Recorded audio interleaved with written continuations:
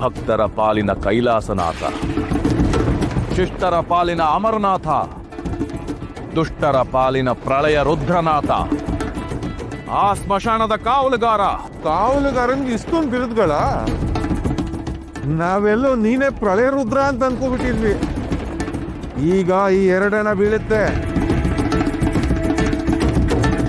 ನಾಳೆ ಬೆಂಕಿ ಇಡುವಂತೆ. ಈಗ ಜಾಗ ಖಾಲಿ ಮಾಡು.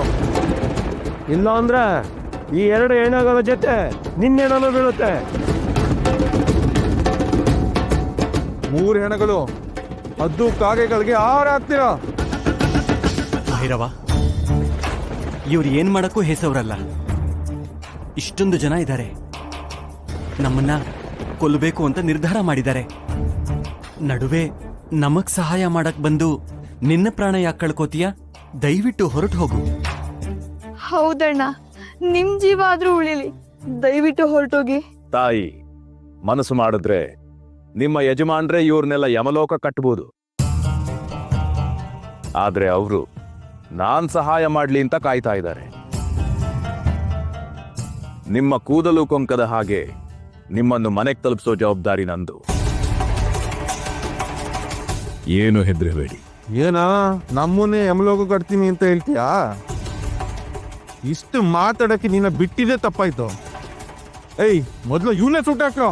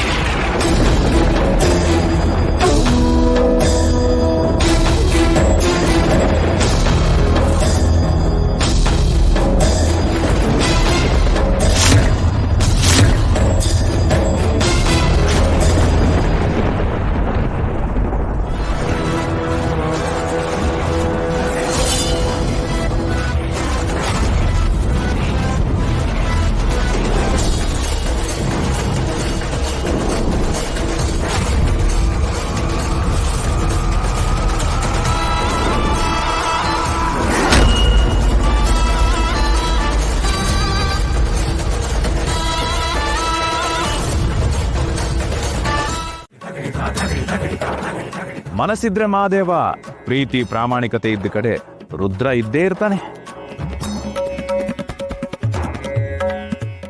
ನಿಮ್ಮಿಂದ ಇನ್ನೊಂದು ಉಪಕಾರ ಆಗ್ಬೇಕಿತ್ತು. ಹೇಳಿ ಬುದ್ಧಿ. ಈ ಭೈರವ ಇರೋದು ನಿಮ್ ಸೇವೆ ಮಾಡಕ್ಕೆ. ನಾವು ಕೊಟ್ಟಂತ ಉಡುಗೊರೆ ಅಂತೂ ತೆಗೆದುಕೊಳ್ಳಿಲ್ಲ. ನಾಳೆ ಶಿವರಾತ್ರಿ, ನಮ್ಮನೆಗೆ ತಾವು ಅತಿಥಿಯಾಗಿ ಬಂದ್ರೆ ನಮಗ್ ತುಂಬಾ ಸಂತೋಷ ಆಗುತ್ತೆ.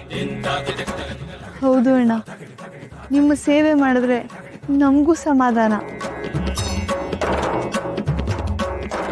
ನಮ್ಮ ತಾಯಿನೂ ತುಂಬಾ ಸಂತೋಷ ಪಡ್ತಾರೆ. ಖಂಡಿತ ಬರ್ತೀನಿ.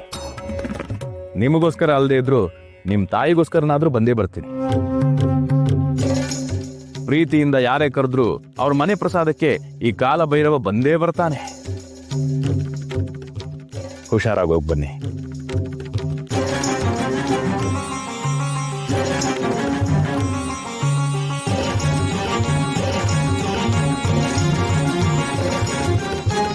ಅಮ್ಮ, ತಗೋ. ಏನಪ್ಪ ಇದು? ಗುರುಗಳು ನನಗೆ ಸಂಬಳ ಅಂತ ಹೇಳಿ ಕೊಟ್ಟಿರೋ ಉಡುಗೊರೆ.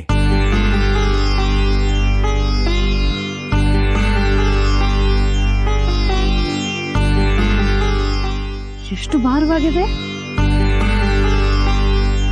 1,000 ಹೊನ್ನಿನ ವರಹ. ಹೌದಾ? ಬಹಳ ಸಂತೋಷ. ಅಮ್ಮ, ನಾನು ಮಾಡಿದ ಕೆಲಸಕ್ಕೆ ಸಂಬಳ ಅಂತ ಅವ್ರು ಹೇಳಿದ್ರು. ಆದ್ರೆ ಇದು ಸಂಬಳ ಅಲ್ಲ,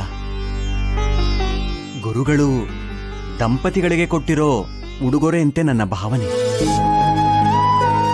ಇದನ್ನ ಸಂಬಳ ಅಂತ ಭಾವಿಸಿದ್ರೆ, ಯಾಕಂದ್ರೆ ಮುಂದಿನ ದಿನಗಳಲ್ಲಿ ಹೆಚ್ಚಿನ ಸಂಬಳದ ನಿರೀಕ್ಷೆ ಮೂಡುತ್ತೆ.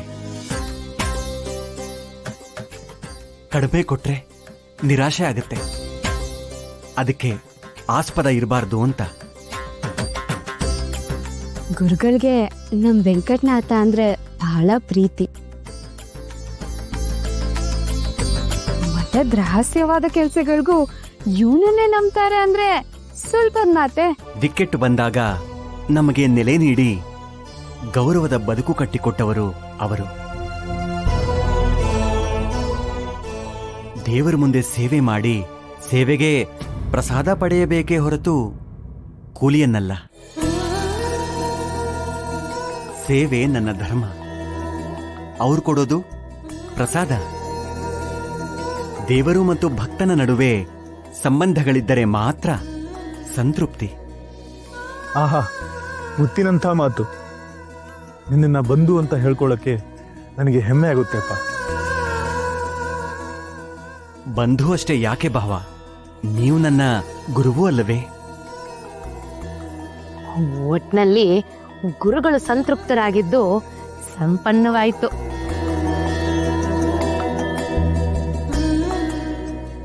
ಆದರೂ ನಮ್ಮ ಕಣ್ಣೆದುರಿಗೆ ಒಂದು ಕೆಟ್ಟ ಘಟನೆ ನಡೀತು. ಅದೇ ಬೇಸರ ಆಯಿತು.